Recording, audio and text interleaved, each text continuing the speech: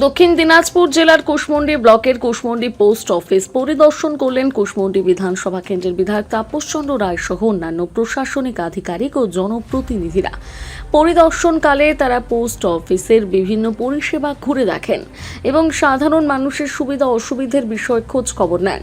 বিশেষভাবে আধার সংক্রান্ত পরিষেবাকে আরও দ্রুত, সহজ ও কার্যকর করার বিষয়টি নিয়ে আলোচনা করা হয়।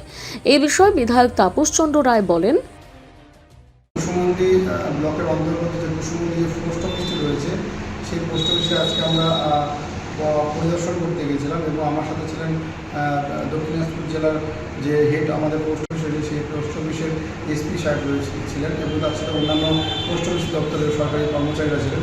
আমাদের কুশমন্ডি ব্লকের দীর্ঘদিনের একটি দাবি বা প্রস্তাব ছিল, সেটা হচ্ছে আমাদের কুশমন্ডি থেকে যে আধার সংক্রান্ত কাজকর্ম, তার জন্য আমরা বিভিন্ন দূরে যেতে হয় এবং এই বিষয়টির উপর আমি একটু অ্যাপ্লাই করেছিলাম বা প্রস্তাব দিয়েছিলাম যে আমাদের কুশমন্ডিতে যাতে এই আধার সংক্রান্ত সমস্যা থেকে একটু দূরীকরণের জন্য পোস্ট অফিস এগিয়ে আসেন এবং তারই পরিপ্রেক্ষিতে ওনারা আজকে এসেছিলেন পরিদর্শনের জন্য।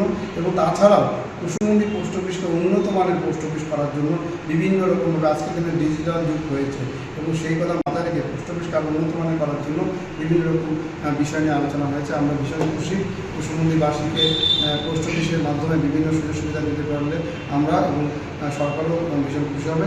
এটুকুই বিষয় ছিল, এগুলো শেষ করছি। বন্দে মাতরম, ভারত জয়, নমস্কার।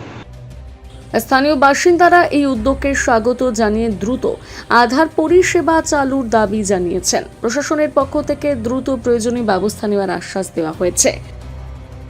কুশমন্ডি থেকে দিলদার আলীর প্রতিবেদন, নিউজ টুডে।